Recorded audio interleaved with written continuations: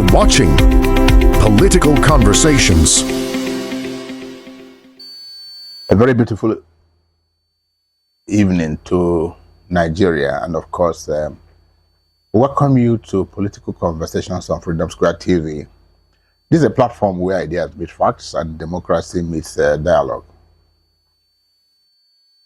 Just yesterday, the Anambra State government decided to order a one-week closure of the Onitsha main market in what it calls a response to consistent Monday sit-at-home compliance, labeling it economic sabotage.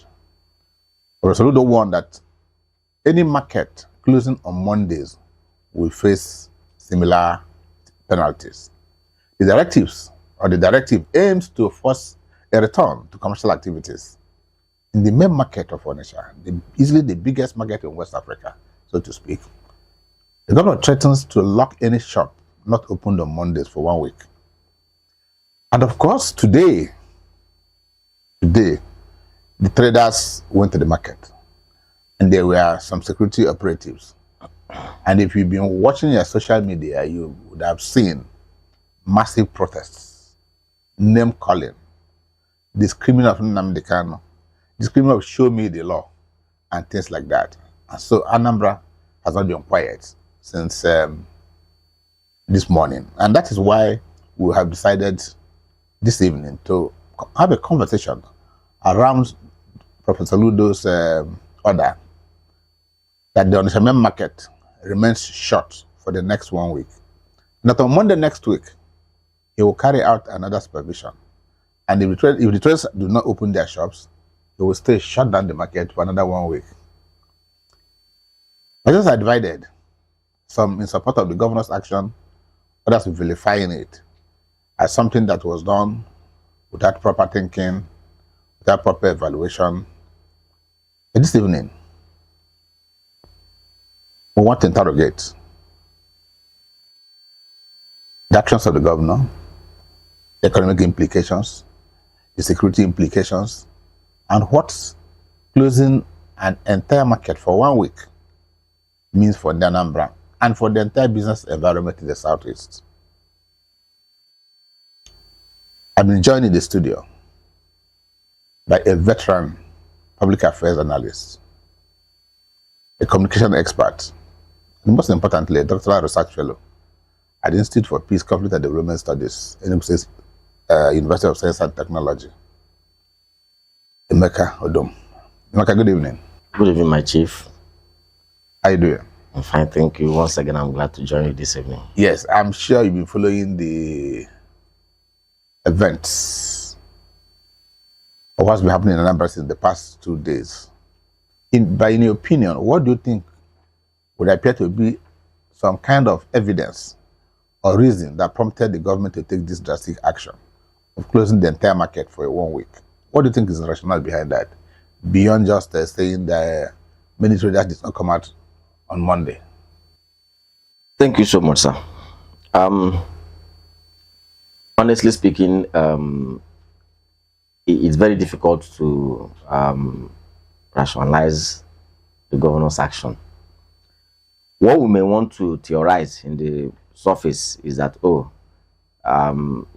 they want to, number one, the leadership in the political leadership in the Southeast, we've heard them several times say, look, the sit-at-home, issue is dead. We have killed it in my state. It doesn't exist any longer. And so, in order to entrench that, they probably, want people to go to markets on Mondays, go to their businesses. And of course, yes, if you move around some parts of the state, it's not as if the entire state is paralyzed business-wise, but the market is a huge segment. And so when the market is not open, an average visitor can just go there and use that as a yardstick to conclude that, look, businesses still don't open. Not only that, when the market is not open, it affects many other parts of the business life of the state. Remember that the market we're talking about is not just a shopping complex. This is a market that has the profile as the biggest market in the entire West Africa. People come from Lagos, people come from different parts of Nigeria, people come from different parts of Africa and even beyond, to transact business. And so when that market is not open, one could easily conclude that, look, the sit at home is still effective. And so the political leadership obviously will want to, they don't want that narrative to proceed further. And so the easiest way for them is to find any means possible to ensure that those markets remain open apart from on Sundays. And so for me, since the traders have defied, or the association, those who transact their business in the market have defied, that that call from the governor over time, and I think that probably has prompted him to apply force, since the use of force is within his, within his immediate reach. Okay. Many may want to argue whether the decision prioritizes security over economic survival for the traders. I don't know what will be your stand, but I'll be asking, what do you think is the long-term goal of this 1 week closure? Yeah, the governor himself is talking very tough. Quite frankly, he's talking very tough, and regrettably so. And then, of course, I can tell you, I say that with every sense of responsibility, regrettably so, because for me, I do not expect the governor to speak in that manner. It is a democratically elected governor. That is number one. The implication of that is that, like the governor said, if by next week, Monday, of course, the closure is just for 1 week, it's expected that the market should reopen from Monday next week. And if the traders refuse to reopen their shops, he was going to, close the market down for 1 month. And if they continue to be adamant that it doesn't matter, that I hope he didn't say so, but I read in one of the blogs that that he doesn't mind bringing bulldozer to come and bring down the market. For me, that is unnecessary bragado. That is not needed. You see, the governor was elected, or rather, he's elected to serve the people. And for anybody who understands, the socioeconomic nature of Anambra State, is a market-oriented state. And so whatever thing you're doing in Anambra State, you must factor in the traders, the business, and everything concerning them. And it's a huge one. It's a huge one. So I don't want to believe that the governor will want to, enter into a running battle. By the way, as a political analyst, and as a public affairs analyst, I want to ask some certain questions. This Onitsha main market, didn't start observing the sit at home today. This measure that the governor is using now, why didn't he use this measure before the elections, before the second time elections? There's a time for everything, a time to be born and a time to die. Good. Because so this is his own time to do it. Good, because in my own thinking, he understands that this particular measure he's taking now, if he has taken this measure before the election, it might backfire. No, in every government, I'll tell you, during the time of His Excellency Sullivan Chima, he wanted to do some demolitions in Enugu. He did it within his first time. It was during his second time he did those demolitions. Good. Because these are very decisive actions you must take. Yes, but decisive in what manner? Because number one, let's even look at it this way. Sometimes, as man in charge of leadership, yes, the state is in his command. He has been given the responsibility to pilot the affairs of the state. But I think, that this is a matter that can be resolved by continuous engagement of the market leadership. Don't you think you have done enough for over 4 years? No, but whatever he has done cannot be enough, because dialogue can never be enough until matters are resolved. If, for instance, now, okay, how do you see a situation where, because in one of the blogs I read also, some of the traders are saying, because you see, Anambra is a place where yes, there are traders, all those Onitsha market traders are amalgamated association. People call them Amata. They are not really as I don't think they are illiterate as people try to portray them. Many of them are well learned and well read. So they are very, very alive to their rights. the much I know, yes, the government has the responsibility to organize the society the way it should go and make sure that everything goes well. But does the government have the right to tell you when to open your private business? I remember, yes, somewhere along the line in Enugu State, when the governor came, it was done now. Yes, he had a little. There was protest like this. There was a protest like this, but what the governor did first and foremost was ensure that the secretariats, the government business, where he had full control, were coming to work. Those are working in Anambra. Now, but no matter how you look at it, if I have a business, if I have a private business, you don't have to tell me when to open my business. That is the pride. That is part of the pride of ownership. I decide when to open my business. Now, the only thing now is that maybe the owners of the property can give me a condition to say, if you're going to rent this my property, you must open your shops so and so day. But I don't think that kind of a thing is ever contained at the time the property was being released to them. So ultimately, what happens here is a lot of dialogue. The governor has people. He has to, if he has used the first strategy and it's not working, let him devise more. Let him and those who are working for him devise more. The people who are the traders themselves are human beings. Many of them are traditional rulers. His party men and women are part of those traders. So this standoff for me is unnecessary. What about if the traders refuse to come? Then he will close the market for 1 month. And if the traders still refuse, then he will now use bulldozer. If we get to that place, would that be the best solution to solve the problem? Government is responsible for bringing, if there's water in the market, it's government that is bringing that. Yes. If there's electricity, if there's road, if there's security, yes, the government that's providing all those. Yes. And now, so government not for free. Wait, it doesn't matter. Government has a response. You pay tax for what government provides. Not just tax. People pay for those things. Now, so if government decides to withdraw those, won't you find anarchy? So I'm just saying that government has a responsibility to regulate. Even the local government has a responsibility to regulate markets in the area. I agree that the government has a responsibility to regulate, but there's an underlying factor here now. If the government, the truth of the matter is that when government knows that on a matter that the government does not have absolute authority or power, because this matter will get to the courts. It will get to the courts because that's where I'm looking at it. And when we get there, I want to see how the judge will tell the government that they have a right to dictate to people when to open their personal business or not. However, we know that there's an overlapping, these things are very overlapping, that government has a responsibility to organize the society the way it should go. And that is why I said that, look, what government should do here is not just to devise other means. And there are many other means that are possible. If the government themselves, there are party men and women who are also businessmen who have their shops. Those ones should start by opening their shops. All the shops do not need to open the same day. It's a gradual thing. Even in Enugu State we are talking about now. I remember very well that the market did not just get into swing into full action the same day. It's a gradual process.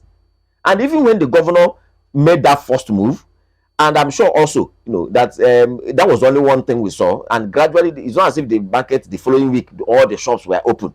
No.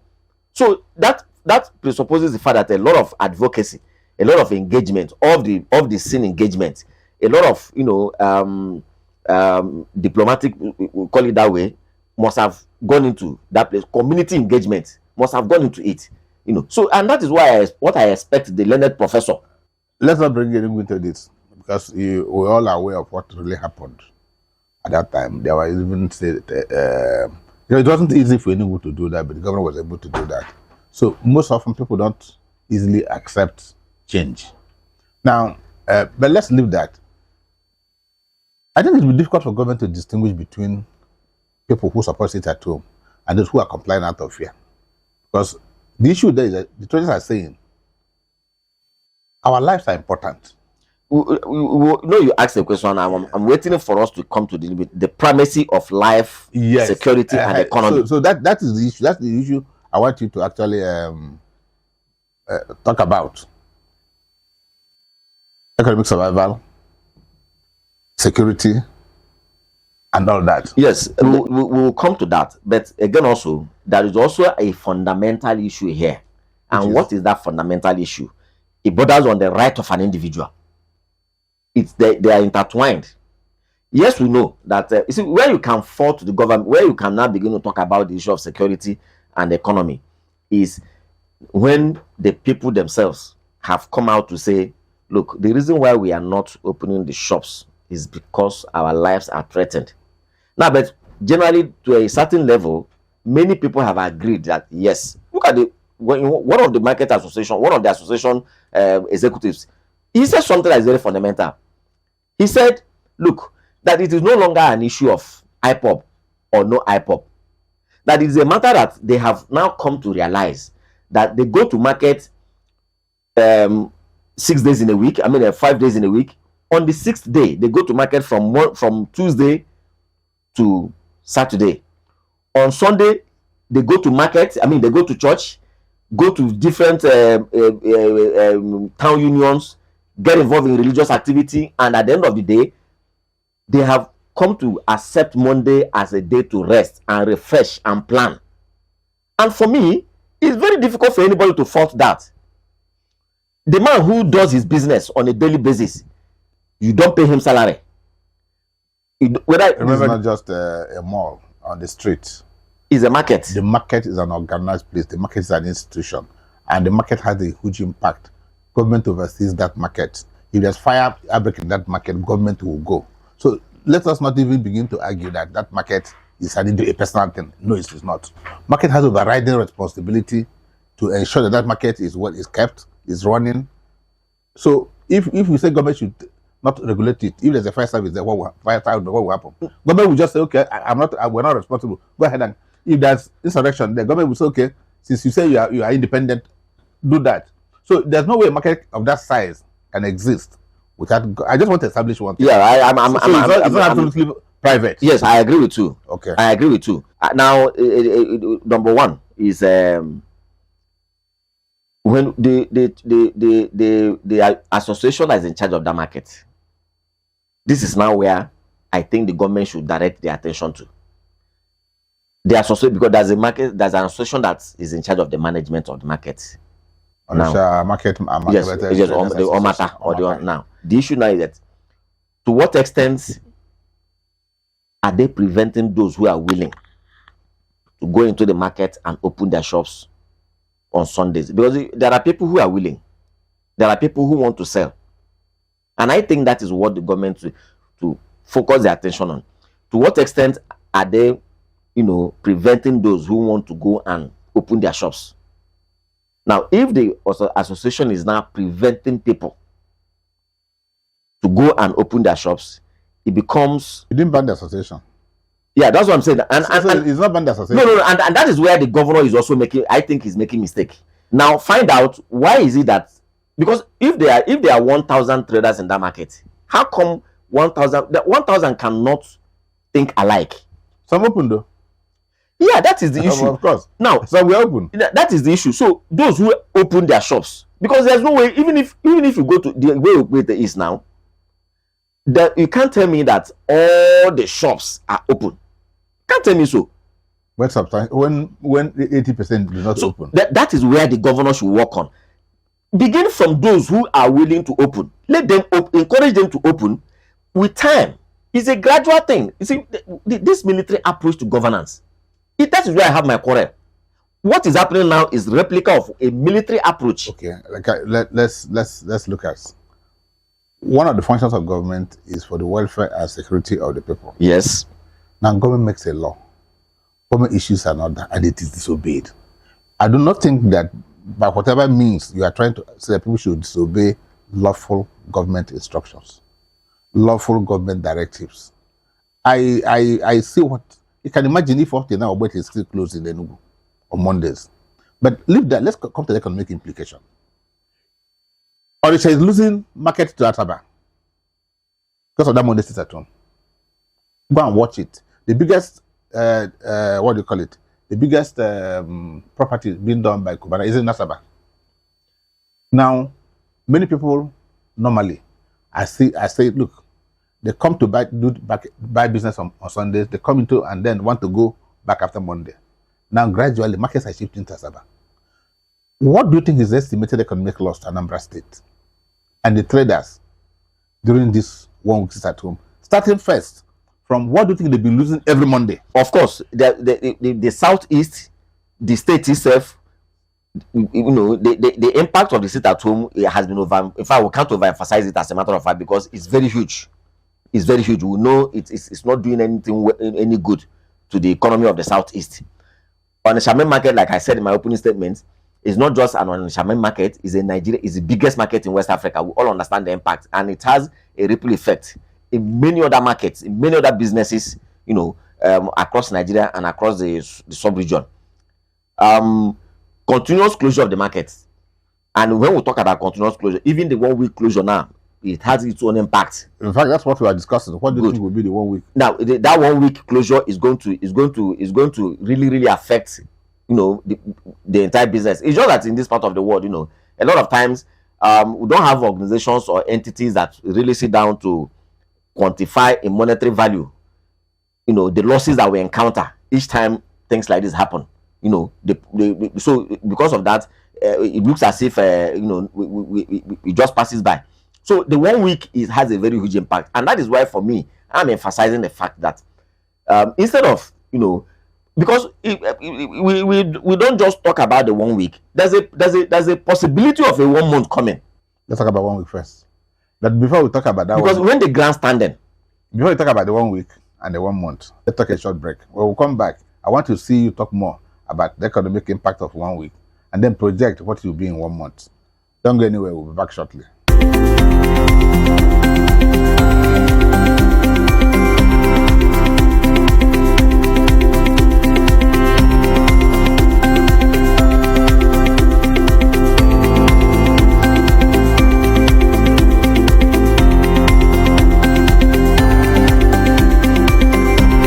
You are watching Political Conversations.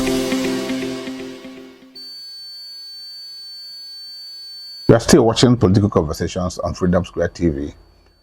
Before we went on that short break, I was actually asking my guest, Emeka Odum, the estimated economic loss to Anambra and to the traders. And I just want to add, what do you think may be the effect of the closure on the livelihoods of thousands of traders and their families, especially in this time where the economy is hard? You shut down for 1 day is enough, and then you are closing for 1 week. There are people who depend on daily income. As a matter of fact, but first of all, they start losing that income every Monday. Yes, as a matter of fact, if you notice very well, in this part of the world, the subsistence, economic system of economic living, is what is very predominant. People get what they eat on a daily basis, and of course, when you have a market like Onitsha main market, it is not just the traders now. Those traders there is assumed to be probably people who can absorb some certain shocks. Now, what about those wheelbarrow pushers? What about those who, They're actually the ones who are shouting on the street today. Exactly, because these people, they make money as people come to buy. They get whatever. So once the market is closed for that day, no income for that day. However, spending for their families must go on, and so that is one of the reasons why I do not think that this measure probably we shouldn't have gotten here. Now also, you see the market we have in Onitsha today. Let us not deceive ourselves to believe that other regions of this country are comfortable and okay with it. People want to recreate that market somewhere else, and we mustn't give them that opportunity to recreate the market somewhere else. The traders must sometimes well give people opportunities to recreate it somewhere else. It's a two-way. Yes, it's a two-way. It's not just the traders. It's a two-way thing. We didn't elect the traders. That's the government that we elected. So and government has said this is what we want, and they're saying no. Yeah, but not in an arbitrary manner. Anyway, the point is this: if government have pleaded with them 1 month, 1 year, 2 years, 3 years, what then is arbitrary? The man will just we spent 8 years begging them to open on Monday. We will wait to see how, because for me, even though I hope it doesn't get there, but from the body language of both the traders in the market and the government, we probably may see this matter get to court, and it will be very good also. I'm sure they will resolve that matter. When it gets to the point of, the reason why for me I want this to get to the court is because we need to know at what point. If you get to court, that market will not open. No? At what point? Don't even talk. If you hear a court injunction, a court order, that market will not open. So don't even go. The government itself, I can tell you that Anambra state government gets huge revenue from that market. So if for any reason that market is short, they also have it's also a part of the economy. I think it's beyond revenue. It becomes nothing about revenue. See, it's about the pride of a state. It's about his. No, it's the pride of a chief executive. No, he's the state. He's the state. But okay, let me tell you one area I'm not comfortable with actions of the governor. One, that thing was done on the spur of the moment. He went there, he didn't see them, he began to talk. If you're going to shut down a market like that, there are people who are not responsible, who've been trying to open their shops. Now, like you said, there are people who depend on a daily income. Did he offer any palliatives to say, if you open, this is the incentive we're going to give to you? That's what I mean by changing strategy. I'm not coming. So he didn't do that. And so if he had done that, what do you think would have been the effect? Not only that, just like you said, in the last years he has been calling on them to go back to the market, but we do not know to the extent of the dialogue and engagement they have. But if he has some of this, it would be in the public media. To what extent? The market has a management body, like we said, the Omata. Yeah. How have they engaged this Omata? Have you gone to the palace of the Obi of Onitsha? Get him involved in this, because these people that are in the market, they are human beings also. Have you called a meeting to say, look, let's look at this thing? Now, what incentives have you given to those who are willing? And let us see where those who are not willing, how they have made it difficult for those who are willing to come. And if they are making it difficult for them, they become a security risk. You cannot pick them one after the other. And so that, by the time you take them away from, maybe either you dissolve the management board or the association or the executives, and these are strategies. Instead of acting in a military fiat, you just go to that place, and because your orders was not taken, you shut the market, and you say, if you don't come by next month, I shut it by 2. When you do this, you hurt the economy of the state far more. Okay, not just the state. And so there's what they call a supply chain of goods. That's not just in Anambra, but across the Southeast. Yes. So how does this become disruptive? It's very disruptive because, like I said, this is a market. It was not just called the biggest market in West Africa for nothing. This is a market that, people come from Lagos, people come from Kano, people come from different parts of, as a matter of fact, people come from Ghana. People come from Cote d'Ivoire. People come from Republic of Benin, Cotonou, many parts of the West African sub-region, and even beyond, to come and buy things in Onitsha. And so when the market is short, it simply means that it cannot feed those other markets that are scattered all over West Africa, all over Nigeria, because Onitsha main market is short. So it creates scarcity, and naturally prices will temporarily go up. It's just like when, for instance, if you look at the world oil market now, if a major world supplier of oil, there's a crisis in that country, automatically the same day, ordinary pronunciations, the price of oil will jack up. And that is the way it is. So when you short on the Charmaine market, you create tension, you create commercial tension across Nigeria, across many parts of West Africa. And that is not good enough. Not only you create a commercial tension, you also infringe on the means of livelihood of an array of people, transporters inclusive, because there are many transporters that all they do is come and station their vehicles in Onitsha, carry traders that are going from Onitsha to different parts of Nigeria, different parts of West Africa. Onitsha and Lagos are probably the only 2 towns in Nigeria where you go to. From there you can enter transport to many other parts of West Africa. Let me ask you one question that is very fast to another. Many people say, you have alluded to it, I want you to maybe talk more about it. Many people see the governor's action as nothing but abuse of power. When I said that, that's an unnecessary, arbitrary, bragado that is unnecessary. That is what it is. That's what it is. As a democratic elected, and that was why I said the word. Why didn't he take this action before his elections? He won't take it because like the other was asking, why did you marry at the 20? Why did you marry at 19? Or you marry at the 30? So you don't want to marry at 25. No, it's at the time you take your own decision. Yes, yeah, because he has also calculated that he knew very well that this is anti-people decision. This is a decision that can backfire. Now, again, also, I asked the question. His party is adjudged to be the most popular party in Anambra State. It simply means that his party men and women are also in that market. Why can't he, or why is it not possible for the governor to explore all means possible, including asking his? Why are you so sure he has not? No, because they're saying why. Are you so sure? See, results don't lie. There are some certain things you do. Will you be surprised if tomorrow there's a press conference that they've had 1, 2, 3, 4, 5 meetings?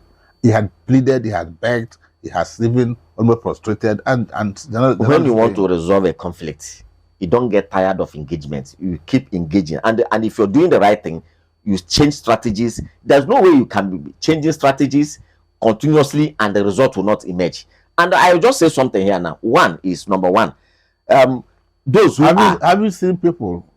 Let me use a couple for example.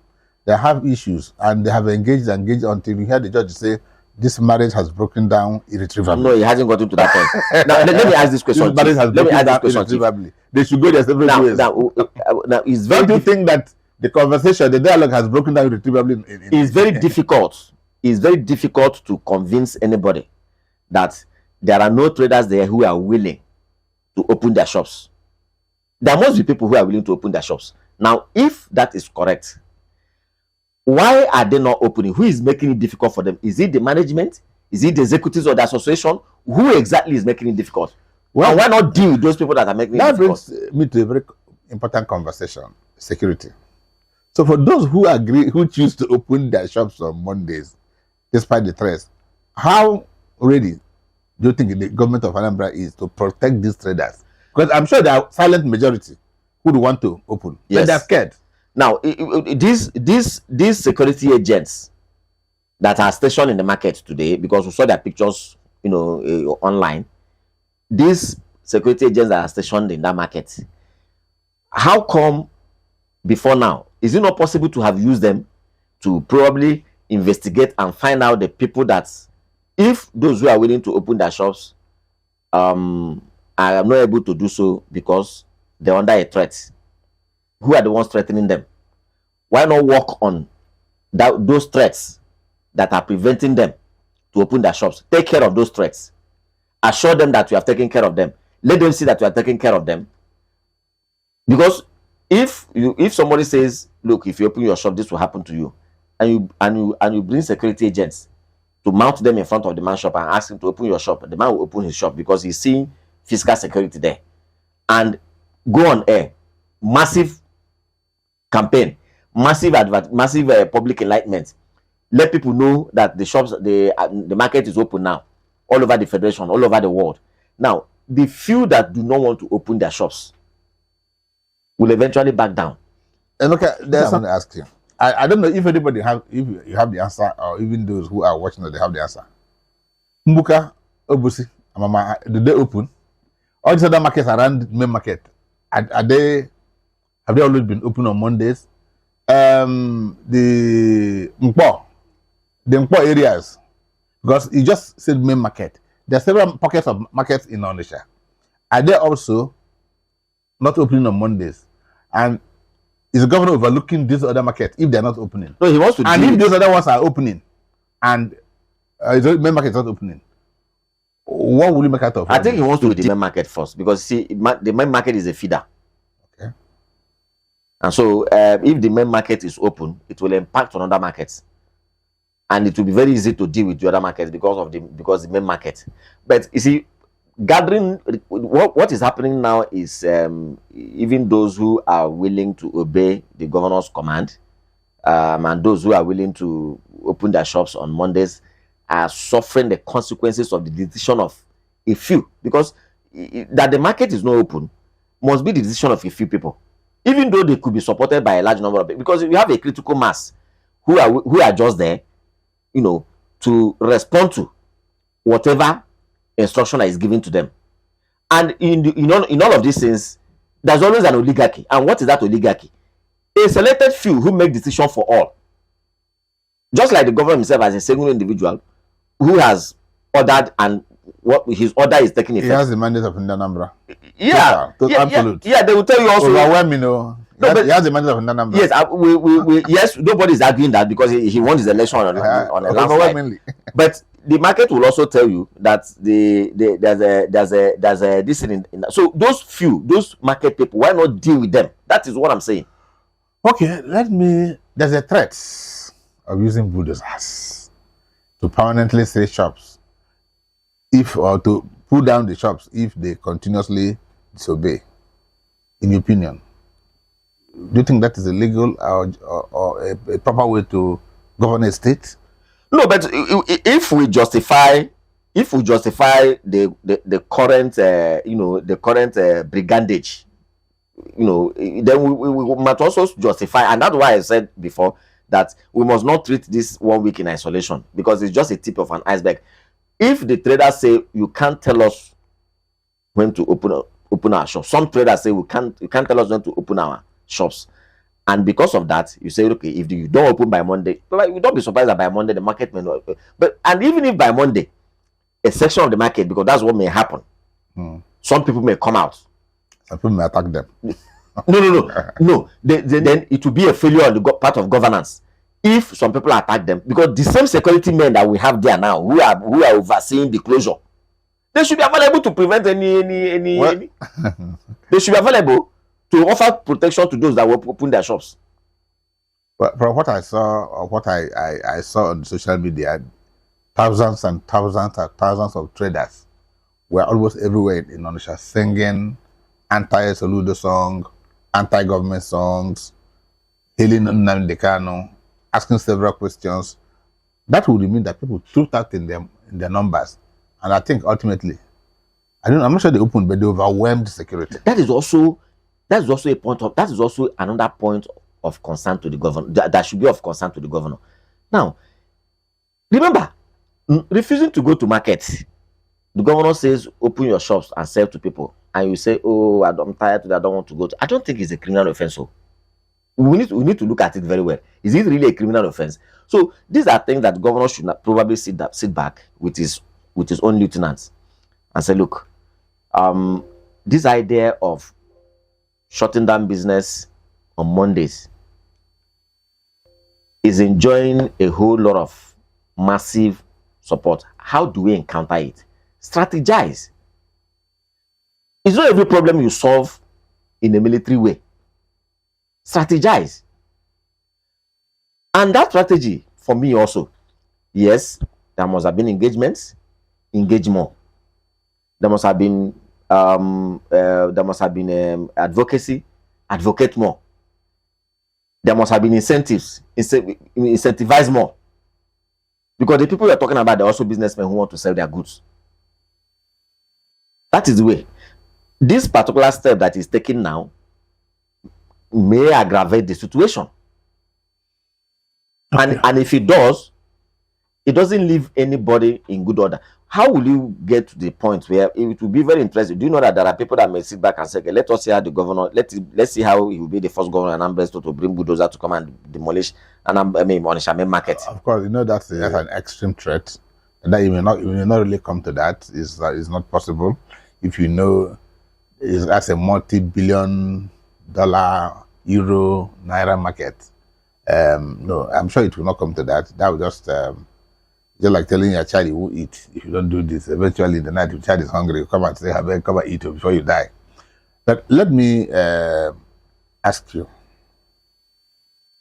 with that sentiment, can you remember anywhere in the world where to achieve a purpose, a people will decide willy-nilly, that an entire organization will constantly may not mean well. Yeah, it's not the best. What is happening now is not the best. We must all accept the fact that we are hurting our own economy in the southeast and driving ourselves to a point of economic disadvantage.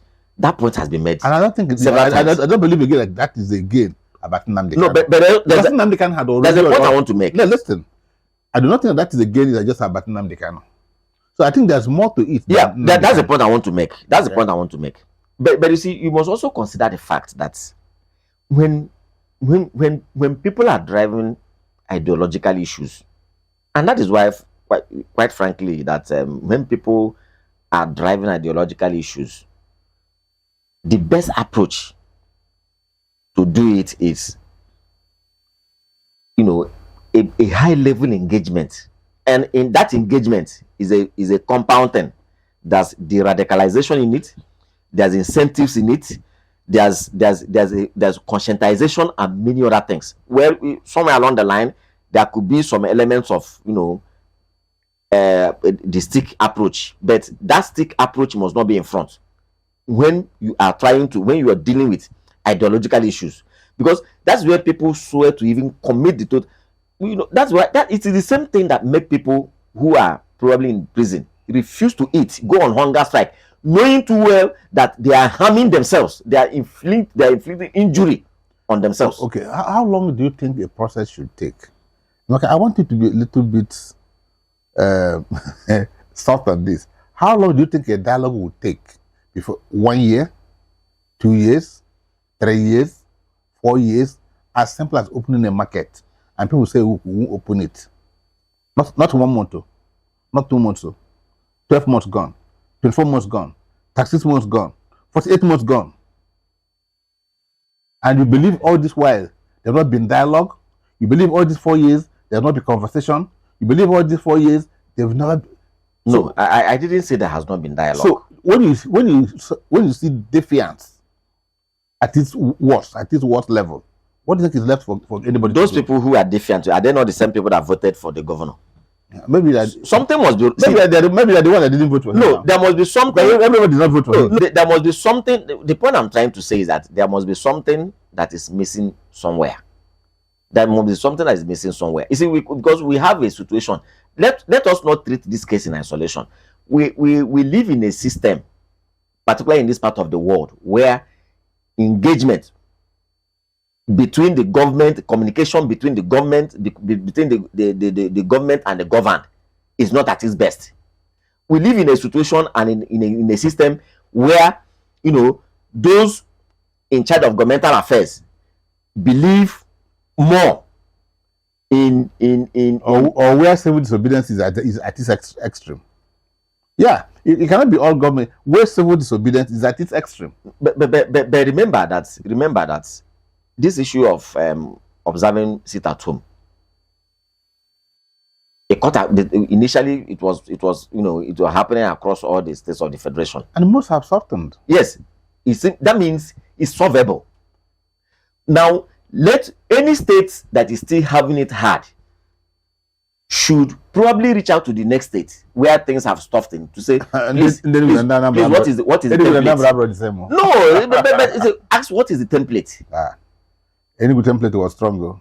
Peter, they crack Peter and bow. No. But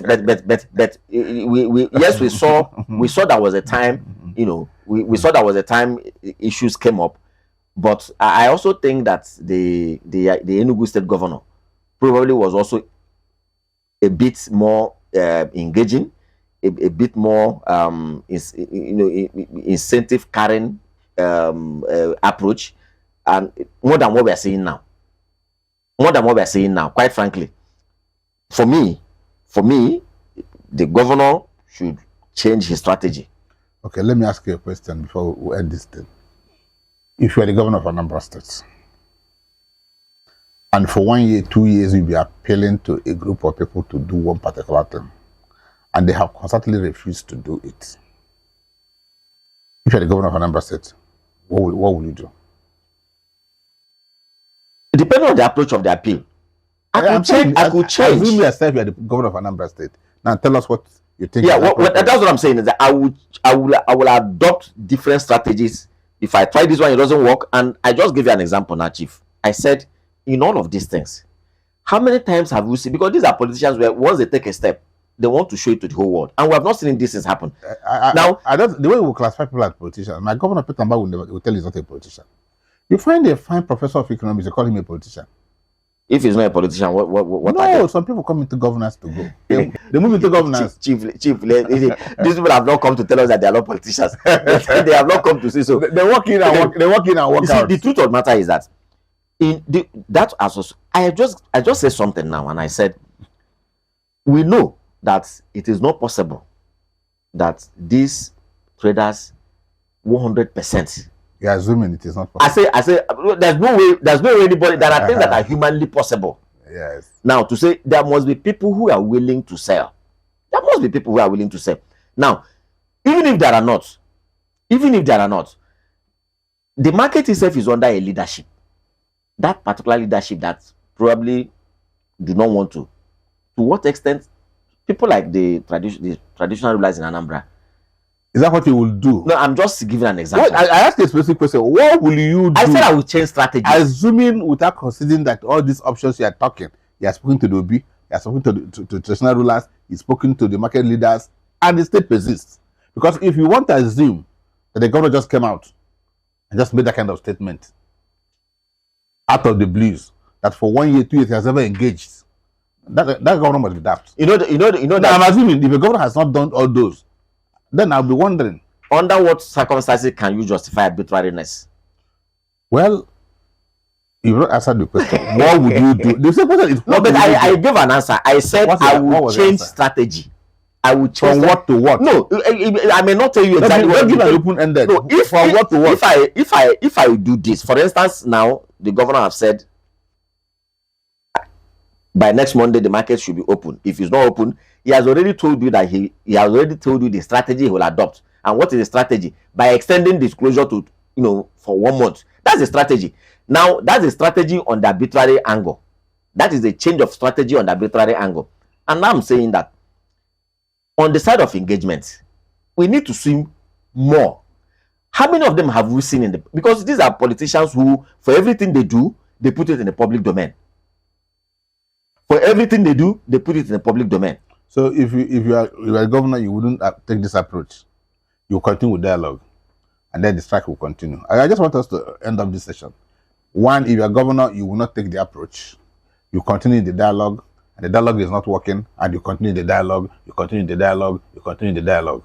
There's no end to dialogue if you're looking for a solution to some certain problems that border on ideology. Okay. Because the alternative, you can't kill people. Neither will you send them to jail for not opening their shops. Yes, so you can't kill them all.